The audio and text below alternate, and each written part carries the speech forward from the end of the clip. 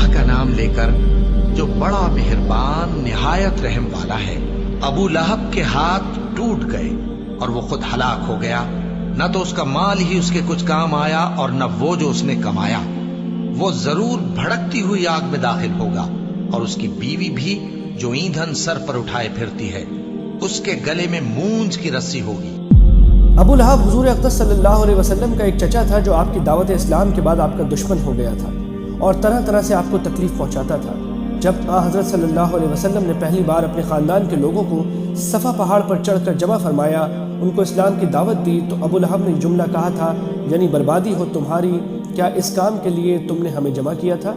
اس کے جواب میں یہ صورت نازل ہوئی اور اس میں پہلے تو ابو لہب کو بد دعا دی گئی کہ بربادی معاذ اللہ نبی کریم صلی اللہ علیہ وسلم کی نہیں ہے، بلکہ ہاتھ ابو لہب کے برباد ہوں۔ عربی محاورے میں ہاتھوں کی بربادی کا مطلب انسان کی بربادی ہی ہوتا ہے۔ پھر فرمایا گیا ہے کہ وہ برباد ہی ہو گیا ہے، یعنی اس کی بربادی اتنی یقینی ہے جیسے ہو ہی چکی۔ چنانچہ جنگ بدر کے 7 دن بعد اسے طاعون جیسی بیماری ہوئی جسے عطسہ کہتے ہیں۔ عرب کے لوگ چھوت چھات کے قائل تھے اور جسے عطسہ کی بیماری ہوتی اسے ہاتھ بھی نہیں لگاتے تھے۔ چنانچہ وہ اسی حالت میں مر گیا اور اس کی لاش میں سخت بدبو پیدا ہو گئی، یہاں تک کہ لوگوں نے کسی لکڑی کے سہارے اسے ایک گڑھے میں دفن کیا۔ بھڑکتے شعلے کو عربی میں لہب کہتے ہیں۔ ابو لہب بھی اس کو اس لیے کہتے تھے کہ اس کا چہرہ شعلے کی طرح سرخ تھا۔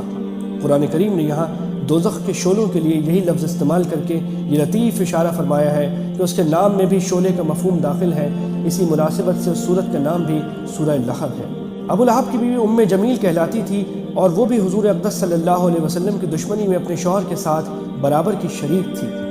بعض روایتوں میں ہے کہ وہ رات کے وقت آپ صلی اللہ علیہ وسلم کے راستے میں کانٹے دار لکڑیاں بچھا دیا کرتی تھی اور آپ کو طرح طرح ستایا کرتی تھی۔ اس کا مطلب بعض مفسرین نے تو یہ بتایا ہے کہ وہ اگرچہ ایک باعزت گھرانے کی عورت تھی، لیکن اپنی کنجوسی کی وجہ سے ایندھن کی لکڑیاں خود ڈھو کر لاتی تھی۔